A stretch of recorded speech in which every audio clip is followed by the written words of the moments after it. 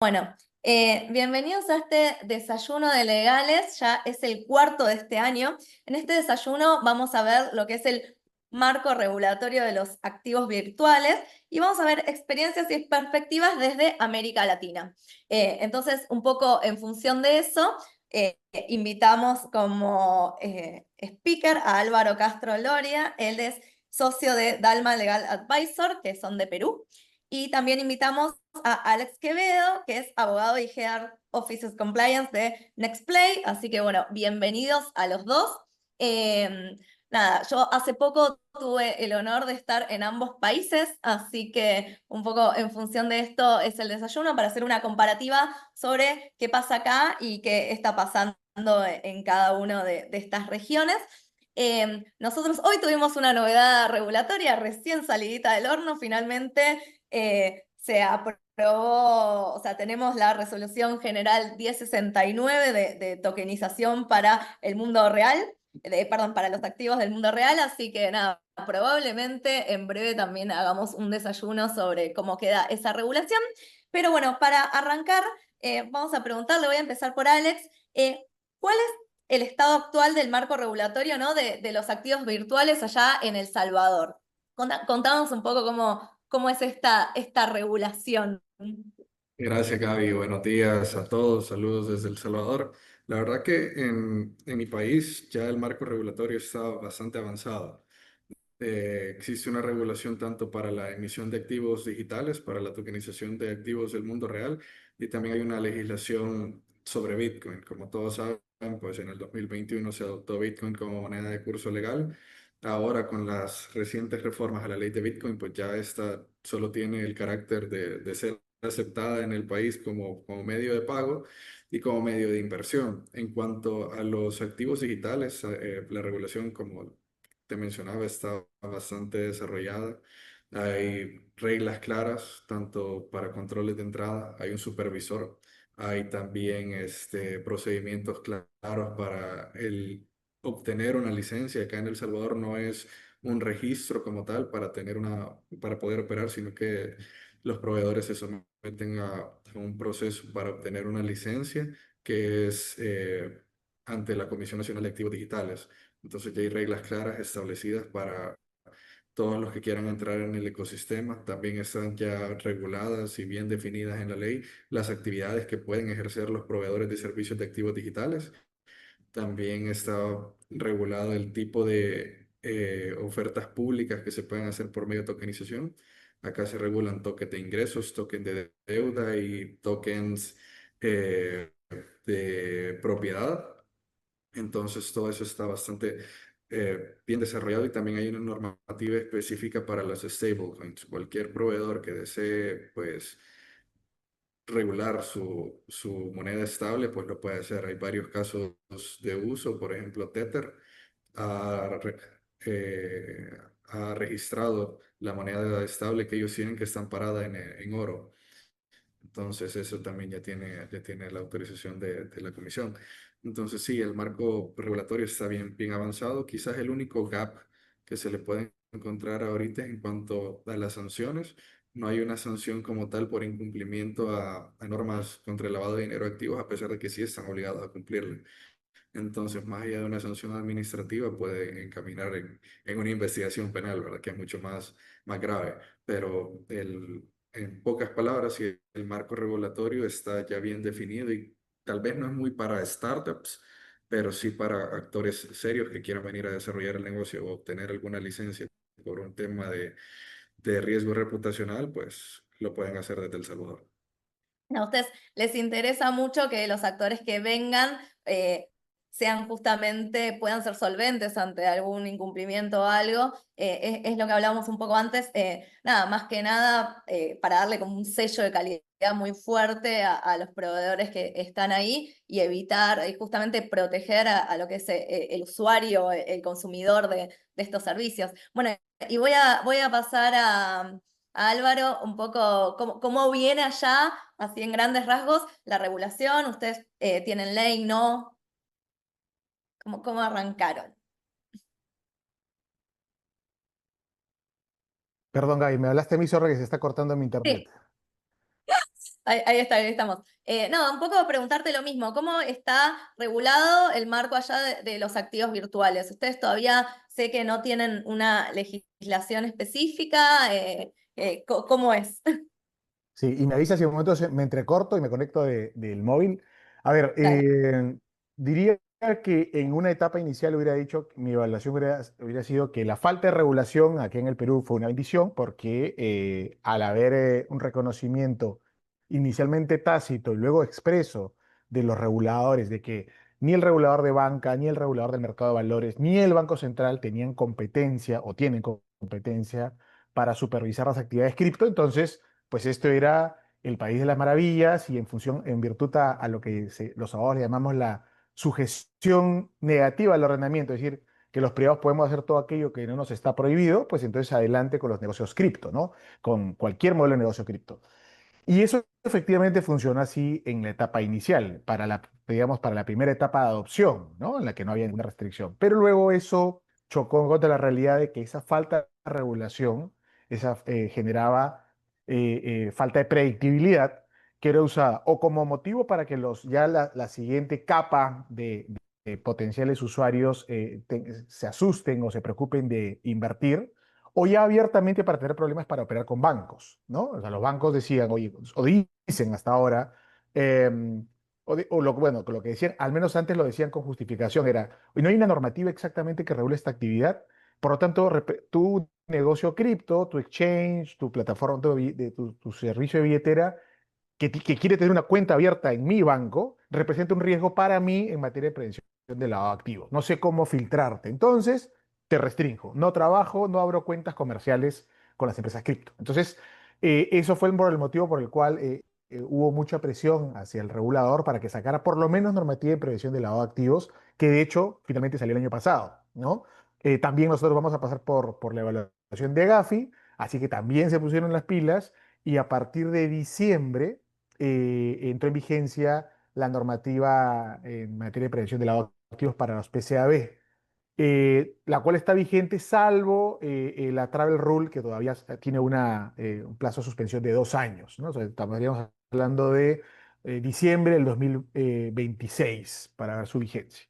En general, bueno, en este caso no es un registro de la empresa, es simplemente la designación del oficial de cumplimiento y acreditar pues que cumple con todas las reglas en materia de prevención, ¿no es cierto? El sistema de prevención, manuales, la capacitación al personal, el KYC, los reportes de operaciones sospechosas, etcétera, etcétera. Eso es lo que hoy tenemos como norma. Como proyecto de ley, desde hace 4 años hay un proyecto de ley en el Congreso que ya evidentemente quedó desfasado porque lo único que pretendía regular era justamente el tema de prevención de lavado de activos para los PCAB. Lo único bueno de este proyecto de ley es que reconoce expresamente que la responsabilidad para invertir, adquirir o realizar operaciones con criptoactivos corresponde absolutamente a la autonomía privada, ¿no? Estoy diciendo acá esto no es un depósito, acá el Estado no supervisa. Eso era lo positivo que hubo y lo segundo positivo de este proyecto de ley es que, digamos, dado que afectaba competencias del Banco Central y de la Superintendencia de Banca, el Congreso le pidió opinión a estos reguladores. Y estos reguladores dieron su opinión negativa, dieron una opinión desfavorable, pero en el contexto de esa opinión es que dicen formalmente que ellos consideran no tener competencia para supervisar criptoactivos, ¿no? El Banco Central dice esto no es dinero y la Superintendencia de Banca esto no es ningún tipo de instrumento sobre el cual yo ejerza supervisión. Entonces, eso que era tácito se volvió expreso, porque hoy día si alguien operara con cripto en el Perú, mañana los reguladores podrían cambiar de opinión, sacar una normativa, pero no, por principio de actos propios, no podrían decir, ah, no, lo que hiciste estuvo mal, así que te sanciono o te denuncio. No pueden mirar hacia atrás, pueden mirar hacia adelante, lo cual ya le dio cierto marco de confianza al mercado, ¿no? Entonces nos hemos quedado un poco a medio camino con este tema de la falta de regulación. Tenemos solamente materia de prevención de lavado de activos y estamos mirando ejemplos como lo que está haciendo Argentina y por supuesto El Salvador, ¿no? Claro, bueno, nosotros en ese aspecto quizás estamos como en el medio de los dos, porque nosotros lo que hicimos es con Gafi in situ, teníamos un proyecto no tenemos ley cripto, lo que tenemos es una reforma de nuestro sistema de prevención de lavado de activos, entonces lo que se hizo se agregó como sujetos obligados justamente los PCAB, ¿no? ¿No? Que hasta ese entonces se autorregulaban. Y también pasaba un poco lo mismo que vos comentás que sucede en Perú, de que, claro, los exchanges que habían, que en ese momento o sea, hasta la ley se autorregulaban, claro, les costaba mucho a veces, o había pocos bancos que le decían, bueno, te abro una cuenta, porque, ok, yo me autorregulo, y a veces había como pensar que, bueno, entonces hacían lo que quieran, y a mí me pasó trabajar del otro lado y decir, no, pará, porque el banco, para abrirle la cuenta, les pedía que tengan un programa de compliance. Obviamente no al requisito que tiene ahora la 49, que están regulados que es la regulación que marcó UIF para ellos específicamente como sujetos obligados, pero sí nos pasaba eso de, por un lado, esta falsa creencia que hacían lo que querían, y en realidad no, porque justamente ellos lo que querían era tener esta rampa Fiat, y para tener esta rampa Fiat, el banco miraba y miraba estos controles del cliente. Nada, entonces yo digo, no, yo los escucho hablar y digo, bueno, nosotros quedamos como en una especie de punto medio entre los dos modelos de regulación. Y ahí vuelvo, Alex, y ustedes cuando implementaron fueron directos, ¿tuvieron algún tipo de sandbox? ¿Cómo fue los inicios? Sí, buena pregunta. En el 2021, cuando entró Bitcoin, la verdad que yo estaba trabajando en la UIF de El Salvador y nos cayó de sorpresa que Bitcoin iba a entrar como moneda de curso legal. Entonces le dieron 3 meses para que entrara en vigencia, y en esos 3 meses nos pusimos a estudiar bastante, a comprender todo lo que pudimos, y pues entró en vigencia la ley en septiembre del 2021.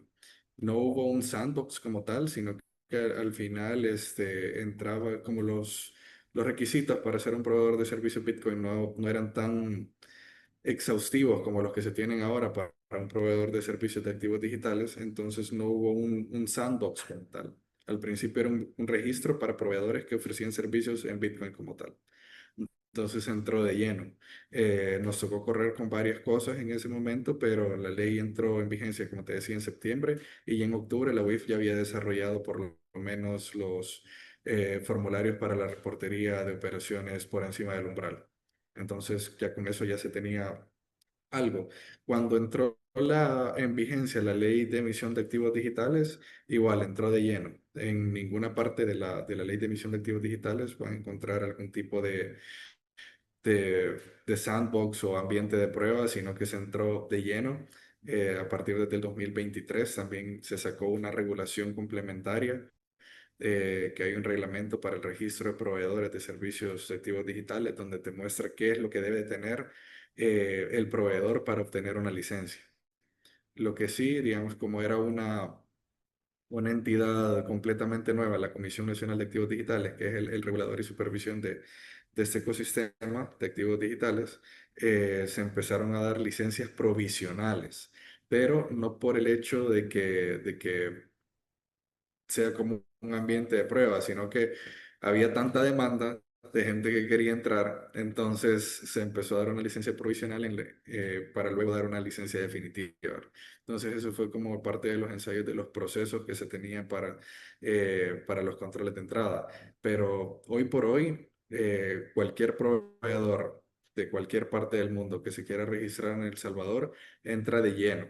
No entra a un sandbox, sino que se le va a evaluar y se le va a auditar como que si ya tiene desarrollado su negocio conforme a lo que establezca el reglamento de registro de proveedores. Y es a veces un poco frustrante para las startups, como te mencionaba al principio, porque se les exige bastante. Entonces, hay mucha gente que piensa que primero va a obtener la licencia y luego puede adquirir todo lo que se deba de adquirir, o contratar a la gente que se debe contratar, pero no, la verdad es que cuando ya entras a un proceso de licenciamiento con la comisión, ya debes de tener por lo menos lo básico, que es un oficial de cumplimiento, o un jefe de operaciones, alguien de tecnología que esté detrás de toda la ciberseguridad, alguien que también esté en la parte de trading y de operaciones dependiendo del modelo de negocio. Entonces, sí, ya de acá no hay un ecosistema de sandbox, sino que acá te lanzamos al agua de un solo. Pero previo a eso lo miran muy bien antes de lanzarlo al agua. Y ahí Sí, sí. preguntan en el chat que creo que elegiste, pero quizás ampliar un poco más de si hay una licencia única o hay varias opciones. Yo tenía entendido que de hecho depende que si es Bitcoin o no, distintos Bueno, reguladores, si querés contar un poquito de eso. eso, bueno, esa es una buena pregunta. Sí, efectivamente, si estás como un proveedor de servicio Bitcoin, ese es un registro ante el Banco Central de Reserva. Y ese te registras y al día siguiente te dan tu certificado de registro.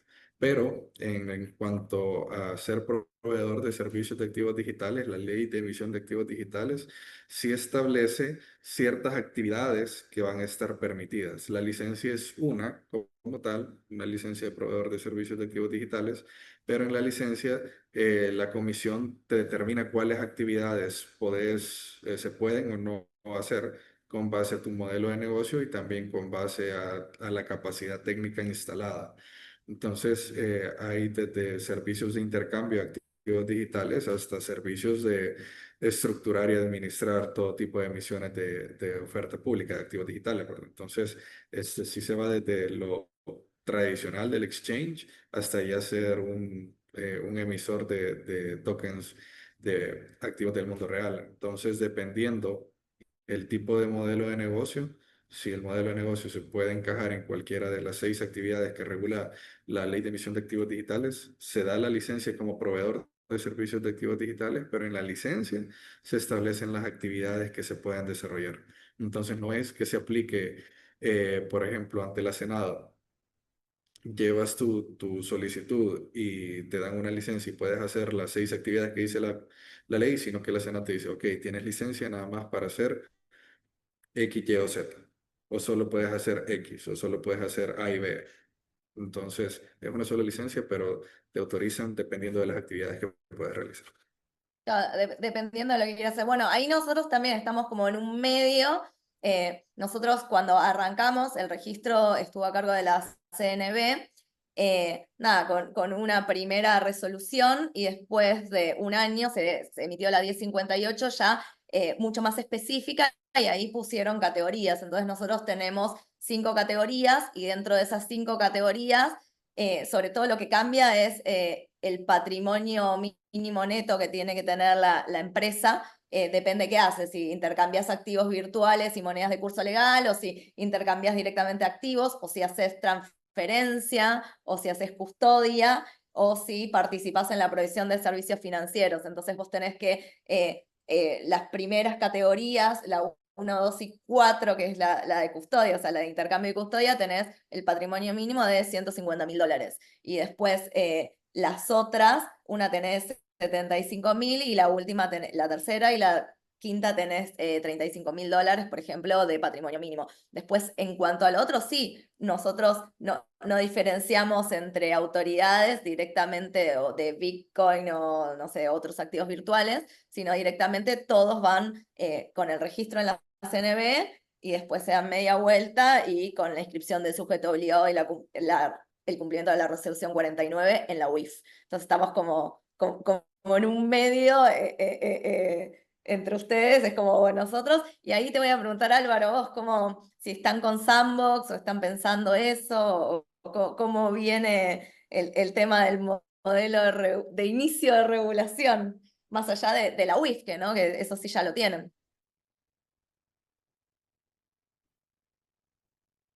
Disculpa, Ahí te... yo solito me había muteado. A ver, teóricamente tenemos un sandbox, el del regulador bancario. De hecho, en pandemia, justo antes de la pandemia, salió una ley que autorizó al regulador bancario y al regulador del mercado de valores a crear su sandbox. Solamente lo implementó el regulador bancario, la Superintendencia de Banca. Lo reglamentó 2 años, eso fue 2020, lo reglamentó en el 2022 o 23 tal vez, se demoró un montón, y recién se ha hecho público hace unos meses que el primer banco ha entrado a este sandbox de hecho es el banco más grande del Perú, el Banco de Crédito, el BCP, que tiene 50% del mercado en cuentas de crédito cliente retail y tiene 80% de mercado en la billetera digital Yape, ¿no? Digamos, el jugador más relevante en pagos digitales. Y va a testear, el piloto que va a testear, según lo que ha trascendido en medios, es servicios de custodia cripto. Entonces, es muy poderoso. Ese sí, a pesar de lo que nos hemos demorado, eh, la vez pasada escuché un comentario que el día que sea el fin del mundo, hay que mudarse a Perú, porque aquí todo pasa 30 años después, ¿no? Entonces, nos hemos demorado en sacar la regulación y sacar este sandbox, pero si es que efectivamente el proceso del piloto que está testeando BCP con el tema cripto es exitoso, eso evidentemente va a generar una emisión de una normativa. Y si los bancos, más allá de que nos guste o no nos guste, adoptan servicios cripto, naturalmente la industria, los jugadores van a poder beneficiarse y van a tener, ya no van a haber restricciones para operar, ¿no? E interoperar a través de las cuentas. Entonces, eso está muy interesante. Pero claro, ¿por qué se demoró tanto en entrar el primer piloto? Porque, porque la normativa de sandbox dice que solamente puede entrar a un sandbox una entidad que está ya, que cuenta con una licencia del regulador bancario. Entonces, cuando nosotros hablábamos con el regulador, decíamos, oye, pero te estás dejando a las startups, a las fintech fuera, ¿no? Que son las que normalmente traen innovación. El argumento era una interpretación bastante particular acerca de cuáles son las competencias del regulador y de que el sandbox es para regular a alguien que de alguna manera por ley esté supervisado, cuando normalmente los sandbox se crean para ver si es que supervisas a alguien nuevo a partir de testear un modelo innovador, ¿no? Pero bueno, esa es la posición de nuestro regulador actualmente, aunque ha anunciado el nuevo superintendente que está considerando modificar la normativa del sandbox para permitir el ingreso a las fintech, ¿no? Y otras compañías de tecnología. Pero mientras que eso no suceda, las fintech tienen que estar necesariamente en alianza con bancos, cosa que obviamente no ha sucedido, ¿no? Bueno, nosotros ahí casi que estamos en la vereda contraria, porque nosotros esto que contábamos de al principio, cuando empezaron a surgir estas empresas, estas exchanges, estos ahora proveedores de servicios activos virtuales, directamente se autorregulaban y tenían esto que el banco en un punto que le daba la cuenta bancaria y esta rampa fiat, miraba y decía, bueno, a ver qué está pasando ahí adentro, porque si haces algún incumplimiento, el que te está proveyendo de esa rampa soy yo. Un poco en ese mundo, cuando empezaron a estar así, hubo un banco en un momento que dijo, bueno, yo también quiero ofrecer activos virtuales en un sistema muy close, digo, porque solamente vos podías comprar, pero no los podías sacar, que eso es un tema importante, sobre todo con el tema de la trazabilidad. Y nada, se emitió una normativa del Banco Central diciendo, vos sos bancos, sí tenés autoridad regulatoria y yo te digo que no podés justamente ofrecer cuentas de pago para realizar o facilitar operaciones de activos digitales, ¿no? Incluían los criptoactivos, ¿no? Entonces acá el banco se lo prohibieron. Nada, hubo un banco que eso lo lanzó, duró un par de días y luego lo tuvo que bajar porque el regulador le dijo que no. Y posteriormente a eso, en 2023, sí, fue al año siguiente, hace lo mismo una PCP. Y lo mismo, salió el Banco Central que los regula tanto a las billeteras, como Yape, las billeteras digitales, como a los bancos. Y le dijo lo mismo, mira, no. Igual nosotros, a diferencia de ustedes, hay una realidad que ustedes cambiariamente tienen como su Banco Central tiene una robustez que más allá de cuestiones políticas que pueden pasar, el Banco Central está como inamovible. Y me pasó de estar allá y que estando allá se reevalúe el sol. O sea, al contrario de acá, sino que subió. Con lo cual, claro, ahí cambia, esto se hizo por una cuestión de normativa cambiaria, que ahora nosotros justamente estamos en cambios en relación al cepo que teníamos y a eso, y muy probablemente esto cambie en un tiempo, pero bueno, justamente a contrario de lo que dicen ustedes, nosotros los bancos justamente eran los que no podían jugar, ¿no? dentro de este ecosistema. Y ahí vuelvo a Alex de vuelta preguntando un poco sobre la parte de prevención de lavado de activos, ¿no? ¿Cómo se manejan la parte de AML? ¿Cómo se manejan los reportes de operaciones sospechosas? O sea, ¿cómo es esa parte allá en El Salvador? El Salvador, como acaba de ser evaluado por Gafilat, el año pasado tuvimos la discusión de nuestro informe de evaluación mutua, tuvo que correr con algunas cosas y cuando entró en vigencia tanto la ley Bitcoin como la ley de emisión de activos digitales, pues surgió la duda de que, bueno, y estos van a ser sujetos obligados, modificamos la ley contra el lavado, hubo un proyecto para modificar la ley contra el lavado de dinero activo de El Salvador donde se les incluía taxativamente como sujetos obligados, por cuestiones políticas, pues no sucedió, pero la ley actual contra el lavado de dinero activo sí establece que todas las personas jurídicas son sujetos obligados acá en el país. Entonces, en ese momento que, como te decía, yo estaba en la UIF, nos agarramos de ese artículo y hicimos una interpretación. Bueno, los proveedores de servicios de activos digitales o, virtual, o servicios Bitcoin, en su mayoría son personas jurídicas y deben de cumplir la regulación de AML.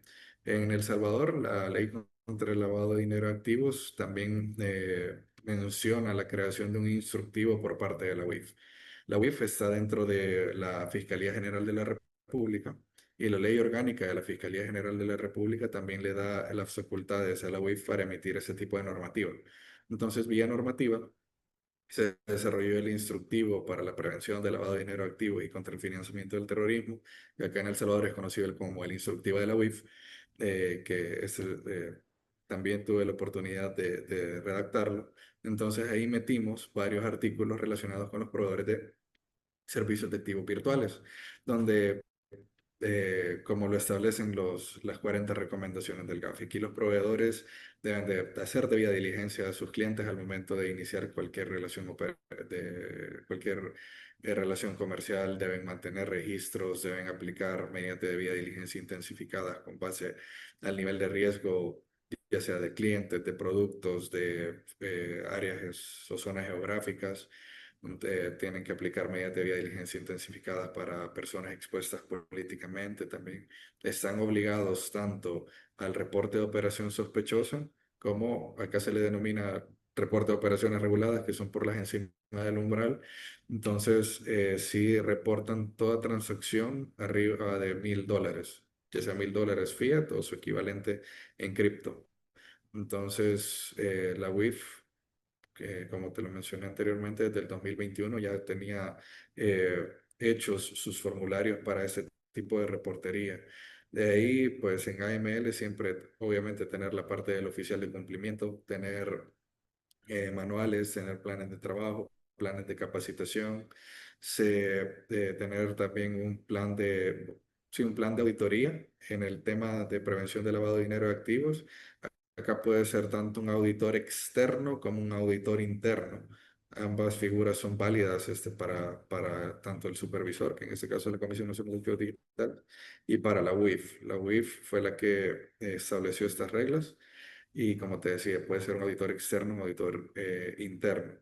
Lo otro es que también es necesario tener un proceso para el monitoreo de los riesgos.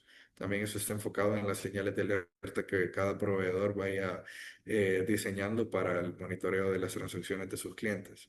Entonces, en temas de, de prevención de lavado, los proveedores acá de servicios de activos digitales cumplen como que si fueran un banco. Yo que soy ahora del lado de la empresa privada, te puedo decir que se ha trabajado bastante para implementar, para cumplir acá, más allá digamos, de hacer un escrutinio de clientes.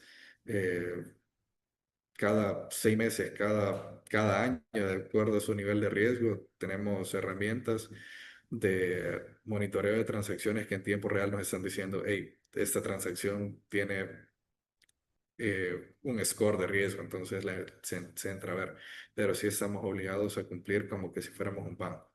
Y eso es bueno porque si bien no todos los bancos del sistema salvadoreño están abiertos a tener clientes, proveedores de servicios de activos virtuales, pero los bancos que sí trabajan con nosotros, pues se sienten más cómodos que tengamos todos estos controles en materia de prevención del lavado de dinero activo y contra financiamiento del terrorismo. Estamos obligados en esa última materia de financiamiento del terrorismo a hacer el screening de listas, a estar bien pendientes en el onboarding de clientes cuando alguien de una jurisdicción, pues, de riesgo relacionado al financiamiento del terrorismo, pues aplicarle otro tipo de medidas de debida diligencia. Entonces, sí estamos, nos tocó correr, como te mencionaba, por la evaluación mutua, pero ya estamos con una regulación bien madura en ese sentido. Entonces, yo sé que a nivel latinoamericano la mayoría de jurisdicciones han corrido con este tema, pero porque se viene la quinta ronda de evaluaciones mutuas con el Gafilato, con Gafi, dependiendo con quién estén. Pero sí, nosotros por lo menos esa parte sí ya, yo te puedo decir que ya le estamos cumpliendo. En cuanto a la regla de viaje, yo soy un poco crítico y para mí en el 2019 Gafi se equivocó al escribir lo que escribió en la recomendación 15 porque quisieron adaptar algo del sistema financiero a un ecosistema que pareciera que es lo mismo, pero funciona totalmente diferente. Entonces, ojalá que con todas esas consultas públicas que han estado haciendo últimamente puedan modificar la recomendación 15 y la 16 para ver cómo de verdad se cumple la regla de viaje. Sí, bueno, ahí justo me sacaste la siguiente pregunta y también voy a ir a Álvaro, que también ellos, lo que ustedes tienen regulado es justamente esa regla de viaje que tienen que cumplir para el año que viene, y ahí hay cuestiones de, nada, como es algo a nivel global, como que conviene mucho más ponerse de acuerdo entre todos que regular por separado, porque algo que nosotros fuimos viendo, se van viendo en los distintos países, es, bueno, ¿qué pasa con justamente las billeteras autocustodiadas? Entonces, ¿a quién le pasó la información de esas billeteras autocustodiadas? Entonces, ahí vos vas, nada, a otros, nada, cómo fueron resolviendo países y ves que de repente tenés países que lo que hacen es recolectan la información y la guardan, otros que no hacen nada, otros que la recolectan y la verifican justamente contra estas tecnologías de trazabilidad. Otros que, aparte vos decís, y me vino una transacción de una billetera sancionada, ok, que me da mal, la devuelvo al mismo lugar, me la saco, y el fee, Sí. entonces termina siendo como complejo esa parte. Y después también el tema de la interoperabilidad entre los proveedores, ¿no? Nosotros decimos proveedores de servicios de activos virtuales, ustedes son digitales, después ahora te voy a preguntar sobre esa parte. Pero bueno, paso a Álvaro, un poco ustedes cómo están viendo llegan al año que viene a implementar como eso, cómo verifico, tengo que hacer el due diligence al BAF, al que le voy a pasar la información de mi cliente y estar seguro que porque es información sensible. Entonces, sí, empiezan a surgir interrogantes de cómo cumplir esa regla. Sí, mira, a ver, yo en este tema, inicialmente cuando vi el plazo de 2 años, yo lo primero que pensé fue, mira, han puesto la regla de viaje para que no les digan que no la pusieron, ¿no? Porque un plazo de 2 años de moratoria, de vigencia, también puede pasar cualquier cosa en 2 años, ¿no? Puede Falta haber, mucho. el mercado puede haber cambiado completamente, la tecnología puede haber cambiado, de repente ya ni siquiera es relevante el tema, no lo sé. 2 años me sonó a, ya veremos más adelante, lo cual es muy, muy peruano, muy latinoamericano en todo caso. Sin embargo, esa fue mi primera aproximación. Sin embargo, desde entonces sí ha habido, nos convocaron, ya yo como representante de la Asociación FinTech, fui a una mesa de trabajo cerrada con la UIF, ¿no? Donde estuvimos convocados, también estuvo convocada la Asociación Blockchain Perú y otros gremios, en las cuales se iba a discutir un poco lo que venía, la evolución que venía normativa para el tema de prevención del lavado de activos. Y lo que nos dijeron en esta reunión fue que mucho del enfoque de los próximos meses iba a ir por el tema cripto, porque habían detectado que muchas de las operaciones de lavado, inclusive de otras industrias, instrumentalizaban el tema cripto. Nos dieron algunos ejemplos concretos, reales, de operaciones cross-border, en el que había habido freezing de activos de activos digitales, incluyendo algunos originados en DeFi, es decir, con billetera descentralizada, porque habían ido vía el emisor del token. Entonces, digamos que sí sabía, o sea, digamos, contra mi prejuicio inicial, la verdad es que el regulador sí se estaba preocupando por aprender del tema cripto, ¿no? Y estaba en una fase muy colaborativa con otros, no solamente con otros reguladores, sino con otras entidades del Estado. Había colaborado con otras empresas privadas extranjeras para sus actividades de supervisión, de freezing, ¿no? Entonces, habría que esperar a ver qué es lo que sucede, porque creo que sí están, aparentemente sí estarían haciendo la tarea. Ahora, igual creo que pasa mucho por lo que vaya viéndose en otros países donde la norma donde la travel rule va a comenzar a aplicarse, ¿no? Yo también estoy en la línea de lo que dice Alex. Creo que Gafi aplicó algo de otra industria, ¿no? Porque creyó que era algo que correspondía para que no los bancos no dijeran pues que aquí había arbitraje regulatorio, que porque ellos sí y el mundo cripto no, ¿no? Entonces, tengo esa sensación. Pero al menos en el caso regulador peruano creo que se están tomando en serio la tarea, y yo esperaría que si se dan cuenta que efectivamente esto no es aplicable y que además otros reguladores razonables del mundo están cambiando ese criterio inicial, pues acá también serán los ajustes, ¿no? Sí. Sí, sí, yo creo que en eso y se hizo mucho énfasis en quizás, y más con todo el tema de inteligencia artificial, suplantación de identidad y todas esas nuevas tecnologías que también nos están atravesando, decir, bueno, yo te puedo hacer un KYC y ver y pensar que vos sos esa persona, pero justamente las tecnologías cada vez, nosotros en Argentina ya tenemos varios casos de suplantación de identidad, en donde con IA de repente cambiaron un DNI y hicieron el biométrico en la foto del DNI con todos sus datos y con otra cara. Entonces estas cosas ya están pasando, pero sin embargo el KYT, vos ves realmente la ruta del dinero y de ahí podés inferir un montón de cosas. Entonces esta importancia, y ahí te paso Alex si querés agregar algo más, de que tiene, bueno, cómo vemos las transacciones en la blockchain en tiempo real y entendemos hacia dónde van y entendemos el riesgo más allá de la persona, sino ver realmente esto de la ruta del dinero. Efectivamente, en el mundo de la blockchain, independientemente cuál blockchain sea, bueno, importa mucho cuál blockchain es, porque hay blockchains que no pueden ser auditadas, pero a pesar de que sea público o privada, si se puede auditar, no hay problema. De ahí hay otros temas con blockchains que no se pueden auditar, que ahí sí hay un riesgo mayor, pero en las que sí se pueden observar las transacciones con cualquier herramienta de inteligencia de blockchain, pues es mucho más fácil. Y ahí tienen algunos features que ya te dicen el scoring de riesgo dependiendo de los saltos que haya tenido la transacción. O sea, el salto es te pasó de mi billetera hacia la billetera de Gaby, hacia la billetera de Álvaro. Entonces, la herramienta te permite ver que efectivamente pasó por tu billetera, pasó por la de Álvaro, pasó por la de mí, pasó por la de alguien más. Entonces, se puede evaluar todo eso. Entonces, se vuelve mucho más fácil el rastreo del dinero, cosa que no sucede en el sistema bancario, porque depende de que un banco te dé su estado de cuenta. Si ese dinero viene de otro banco, se lo tenés que pedir a otro banco. Y si viene de otro banco extranjero, pues ahí tenés que utilizar, pedir el SWIFT, luego pedir por medio de la unidad de inteligencia financiera del otro país que, que te den la información. Entonces se vuelve mucho más engorroso. En blockchain eso se vuelve mucho más fácil. ¿Cuál es el problema? Eh, en sí con la regla de viaje. El ecosistema funciona diferente porque aparte de la trazabilidad de los activos, la regla de viaje sí te exige que en el sistema bancario, por ejemplo, el banco pueda bloquear una transacción o denegar recibir esa transacción si la información no viene completa. Si nos quedamos en la blockchain de Bitcoin, el minero, el que tiene el nodo, o sea, no sabe ni de quién es la transacción. La va a ver el fee y la va a colocar y la va a validar.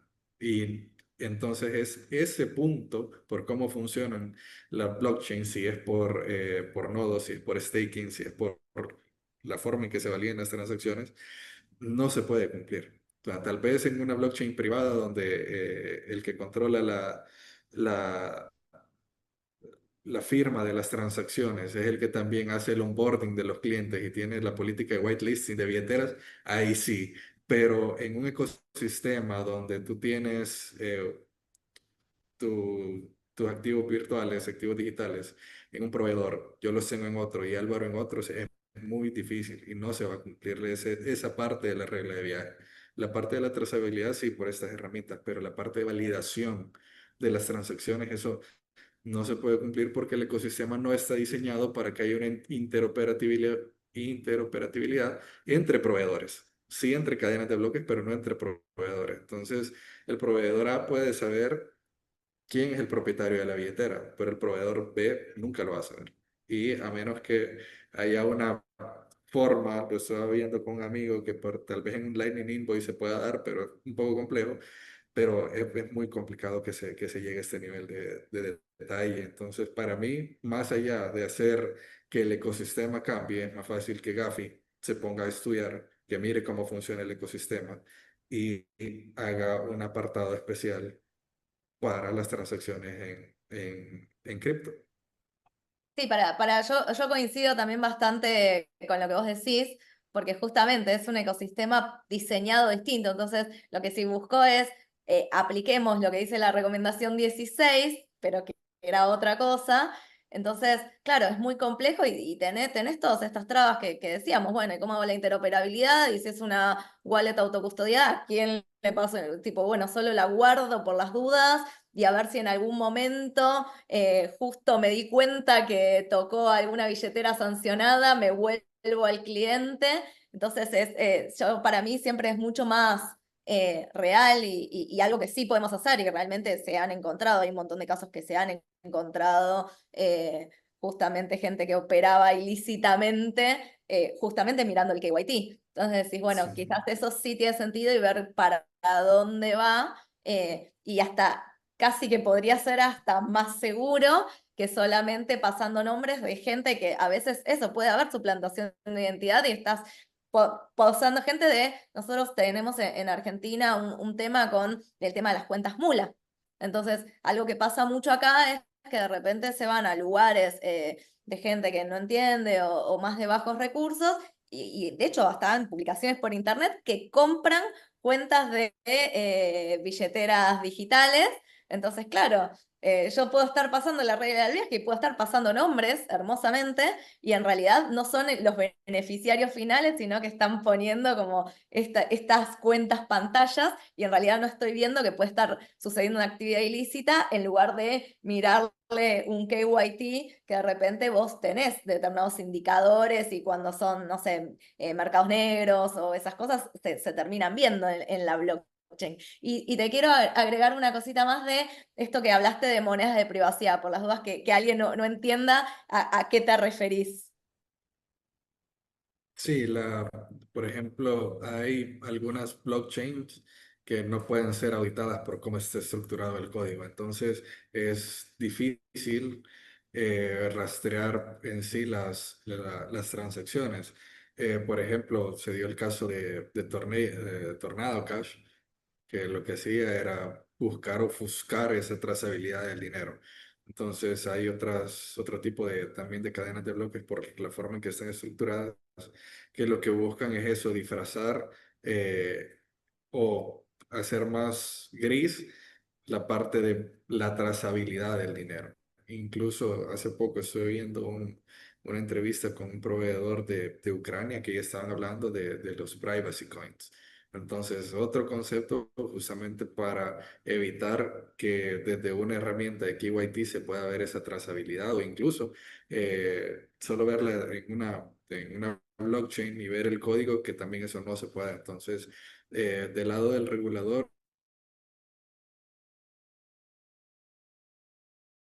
en El Salvador, si se detecta un tipo de activo digital o activo o cripto que se aloja en este tipo de tecnologías, no se le permite al proveedor tener alguna o listarlo en su plataforma.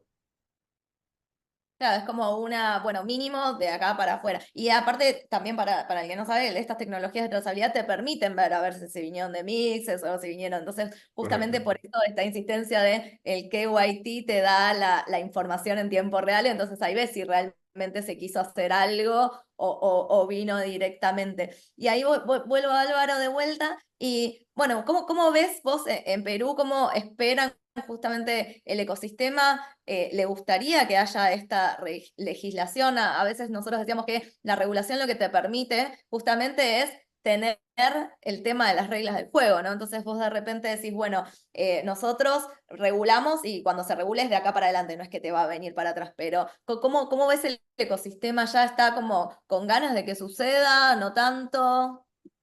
Y me acuerdo cuando comenzamos a formar la asociación blockchain de hace unos años y precedió unas comunidades, ¿no es cierto? Y yo estaba ahí y de repente alguna vez yo mencioné la palabra regulación y había muchos maxis que casi me matan y me dicen acá no tiene nada que ver con la regulación, Bitcoin y acá no debe meterse el Estado ni nada. Y yo siempre citaba, siempre parafraseo en mis eventos, en mis presentaciones, perdón, la frase de Benjamin Franklin que en el mundo no hay certezas sobre nada salvo la muerte y los impuestos, y decía, salvo la regulación y los impuestos, porque va a llegar, en algún punto va a llegar, porque simplemente es una actividad humana en la que hay intereses pueden haber intereses en conflicto y que los costos de transacción son muy altos, o sea, que se pongan de acuerdo los privados nada más, eso es muy complicado. Entonces, ahí es cuando la regulación entra a tallar. El Estado dice, bueno, como no se pueden poner de acuerdo, yo voy a decir cuáles son las reglas para que haya predictibilidad, lo que tú dices. Entonces yo creo que el rol más bien de las comunidades es estar muy cerca a los reguladores para que esa normativa sea razonable, proporcional a la situación, al desarrollo del mercado. Yo creo que digamos, si bien aún quedan algunos maxis, son muy pocos, la mayoría se dio cuenta que la falta de regulación nos juega en contra. Todos somos conscientes que una mala regulación puede afectar o matar el mercado, pero la ausencia absoluta de regulación nos deja en los bordes siempre, ¿no? Es muy complicado entrar a la gran masa, al gran retail, a los corporativos, por ejemplo, la falta de regulación a nivel tributario, que ya fue reconocido. De hecho, eso fue otro tema, ¿no? Porque se discutía si es que se tenía que tributar por ganancia de capital de criptoactivos como si fuera un security, ¿no? Y hay algunos abogados que querían interpretar extensivamente la definición de valores mobiliarios de la ley, de la norma tributaria. Pero ya la autoridad tributaria, el superintendente hace unos meses en un evento dijo que estaban pidiendo facultades delegadas al Congreso para poder legislar en materia tributaria sobre criptoactivos. Entonces hay un reconocimiento que hacia atrás por lo menos no te pueden pretender que tributes, aunque mucha gente lo hizo preventivamente, ¿no? Para evitar multas y sanciones. Entonces, la falta de normativa como te decía, creo que ahora sí hay ganas que haya una normativa para que las empresas puedan realizar operaciones sin que tengan grandes complicaciones a nivel contable, para poder hacer algo como lo que, por ejemplo, esta noticia con la que hemos despertado de la normativa de tokenización de activos mundo real. Acá también se está planteando que debería ser vía fideicomisos o vía un fondo. Lo que pasa es que el riesgo es que al hacerlo vía un fideicomiso termines cayendo bajo una normativa, la de securitization, que es más restrictiva. Entonces, cuando hacemos recomendaciones de estructuras legales para hacer el equivalente a la tokenización, lo estamos haciendo protegiendo a los clientes, pero somos conscientes que son estructuras caras de implementar, porque no hay regulación. Eso deja que solamente puedan tokenizar en la práctica en las empresas más grandes, pero no pequeños proyectos, que es la lógica de la tokenización, es democratizar el acceso al mercado de capitales, ¿no? En un mercado de capitales global, digital, ¿no es cierto?, transfronterizo, y eso es muy difícil sin normativa.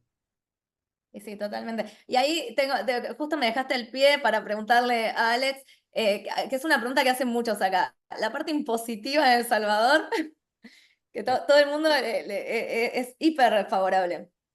Sí, es súper favorable, la verdad, porque acá en El Salvador, si obtienes tu licencia como proveedor de servicios de activos digitales, no pagas impuestos, ni impuesto al valor agregado del IVA, ni impuestos sobre la renta, siempre y cuando sea sobre las actividades relacionadas a lo que tienes licencia, ¿verdad? Entonces, si hay una tokenización, y este es como lo más atractivo que está viendo la gente, si hay una tokenización de inmuebles, también se le exonera al proveedor y al emisor, en este caso, del emisor que tokeniza su activo, se le exonera también de los impuestos que te acabo de mencionar, renta e IVA, y también el impuesto a la transferencia de bienes inmuebles. Entonces, básicamente, acá, si se los pongo en palabras sencillas, los proveedores de servicios de activos digitales no pagan impuestos. Y no hay impuestos sobre las ganancias, tampoco. Claro. Entonces, eso también funciona sobre Bitcoin. Si compraste Bitcoin a 40.000 y ahorita creo que está como en 105, sobre esos 60.000 no hay impuestos. muy diferente a lo que en el mercado tradicional, un depósito a plazo. Si tú metes $100,000 en un banco, te paga el impuesto, te paga el rendimiento, pero sobre ese rendimiento te van a cobrar un impuesto. Entonces acá esa es como la parte más atractiva, que ya no se pagan impuestos. Ya nosotros sobre Obviamente, esa ganancia tenemos el impuesto celular, que siempre hay el tema de si es de origen nacional o extranjero, porque si es una blockchain, tipo, no sé. sí. Bueno, está, todas las veces se resuelve por si está alojado en un PSAB.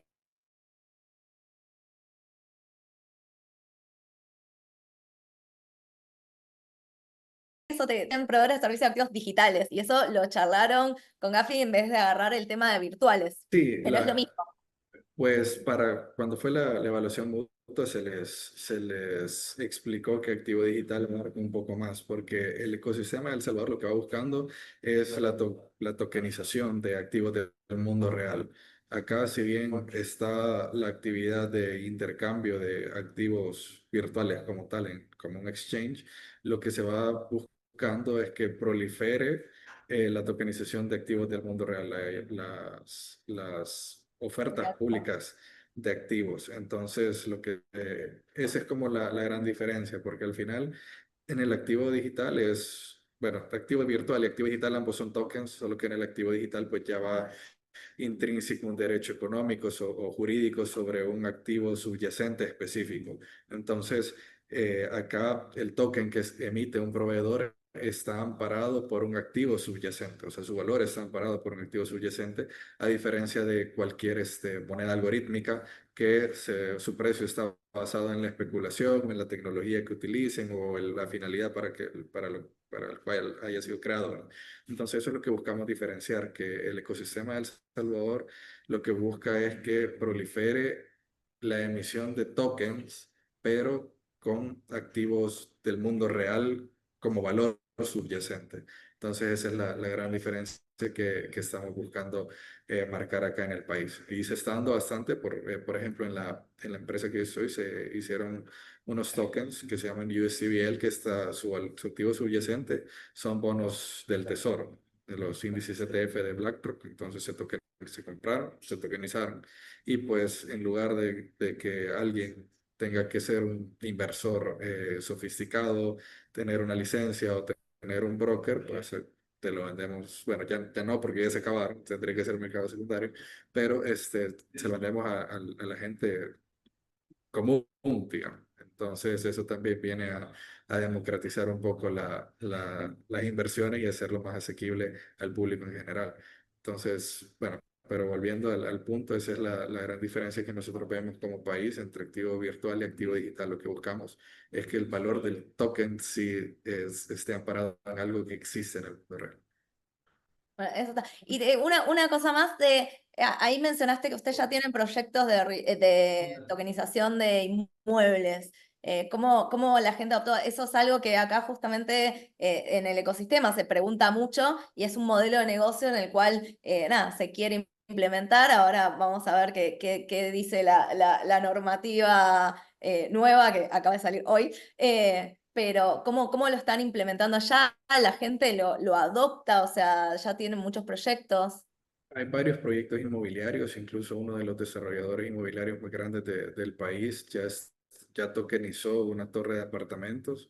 Y lo que se busca es ahorrar impuestos por parte de la constructora, y pues ese ahorro pues también trasladarlo al comprador final, ¿verdad? Entonces, al final, dentro de un modelo de negocio, todos los costos operativos se trasladan al consumidor final. Entonces, si uno se ahorra costos, también se puede aminorar la carga al consumidor final. Cuando se hace una emisión pública o privada de tokens cuyo finalidad es inmobiliaria, ya sea puede ser un token de deuda o un token de propiedad. Entonces, en el token de deuda funciona como un bono de inversión. Tú le das el dinero al inversionista, perdón, sí, al que está levantando el capital, y al final de un periodo él te va a devolver un porcentaje, un rendimiento. O puede ser la otra parte, que tú vas a tokenizar el proyecto y el token va a significar una propiedad inmobiliaria. Para eso ya el reglamento del registro de emisiones públicas te da un procedimiento que eso se va a informar al Centro Nacional de Registros de El Salvador. Entonces siempre se hace una anotación preventiva en el registro que ese bien inmueble está tokenizado.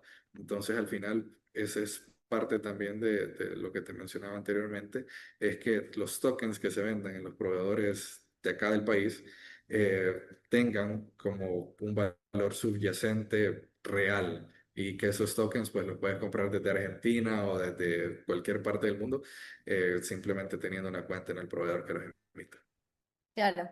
Sí, sí, y ustedes también verifican mucho en esos tokens el modelo de negocio que sea potable por detrás, ¿no? Es una de las Correcto. verificaciones que se le hacen Sí, de, bueno, esto tiene sentido y justamente esto que decíamos de en pos de cuidar al usuario, al consumidor de ese token. Así que, bueno, estamos llegando al final. Voy a pasar a Álvaro para que dé como unas palabras finales de eso, de cómo ves de acá al futuro.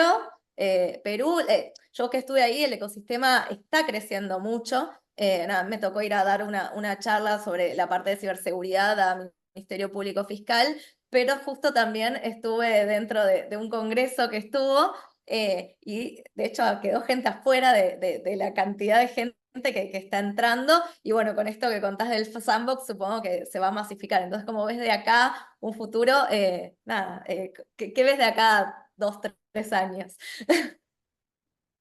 Mira, mirándolo, a ver, creo que el crecimiento, la adopción no va a ser progresiva, creo que va a tender a ser eh, eh, más bien exponencial a partir del resultado de este sandbox. Ya el Perú, además, prepandemia, no era tan digital, o sea, independientemente cripto o fiat, no era muy digital, ¿no? Ya se había estudiado, se había diagnosticado los problemas del uso efectivo, la baja bancarización. Nosotros tenemos un tema de bancarización o de falta de bancarización altísima. Aparece Yape antes de la pandemia, pero la pandemia genera pues un boost gigantesco a Yape, a las otras billeteras digitales, a la normativa de emitir dinero electrónico. El Banco Central ya de hace un año y medio, que es un organismo con autonomía constitucional, es muy importante eso acá en el Perú, comenzó a impulsar el tema de la interoperabilidad. Ya hay ciertos niveles de Open Finance. De hecho, Lemon ha hecho una alianza con Yape para hacer desde la billetera cripto haces pagos, y Yape pues está en el 90% de los pequeños comercios, ¿no es cierto? Para Te hacer doy pagos. fe. Correcto, entonces claramente están pasando cosas, no se notan tanto, pero por ejemplo ya los diarios de finanzas, los diarios tradicionales tienen una nota sobre el tema de Bitcoin o criptoactivos una vez a la semana, lo cual es una rareza hace algunos años. En los índices de la bolsa también se menciona Bitcoin y algunas criptomonedas. Entonces, sí están pasando cosas y yo creo que para los próximos 2, 3 años lo que falta sí, como te digo, ya es una decisión política de que los reguladores tengan que crear las carreteras para la siguiente etapa de adopción. Lo que está haciendo, por lo menos lo que está haciendo Argentina. Ya no vamos a pensar en algún esquema tal vez tan agresivo como el salvadoreño, sería genial, pero es poco realista. Pero algo como lo de Argentina creo que se cae maduro aquí en el Perú, y yo espero que eso sí se produzca en los próximos 2 a 3 años. Bueno, Alex, ¿vos cómo ves este crecimiento? Yo creo que, va, yo estuve en El Salvador y veo que está, pero enorme, y todo se va agrandando. Ah, me encantó estar allá también.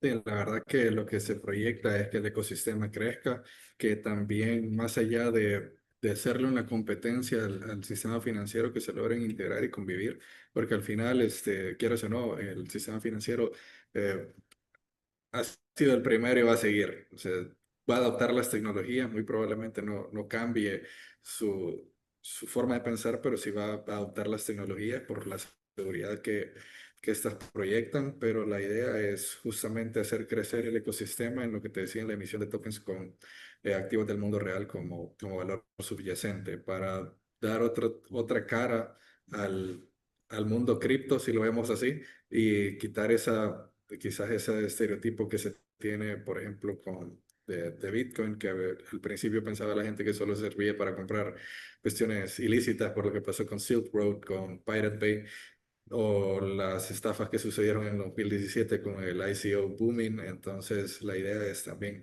darle otra cara a este ecosistema, ver que se puede regular, ver que se puede sofisticar, ver que también se puede promover la inclusión financiera por medio de ese tipo de tecnologías. Entonces, ese es como el objetivo final del país y Sí, también de nosotros como proveedores.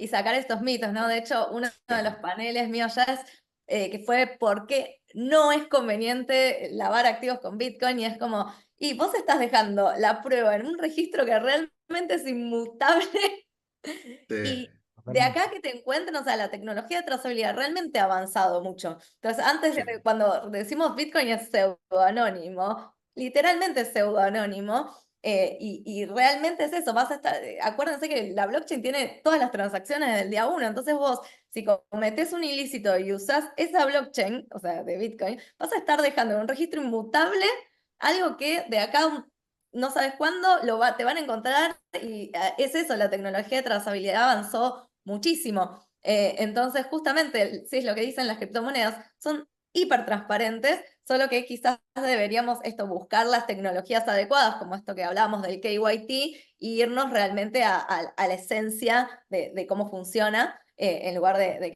querer meter legislaciones que quizás no son las más adecuadas.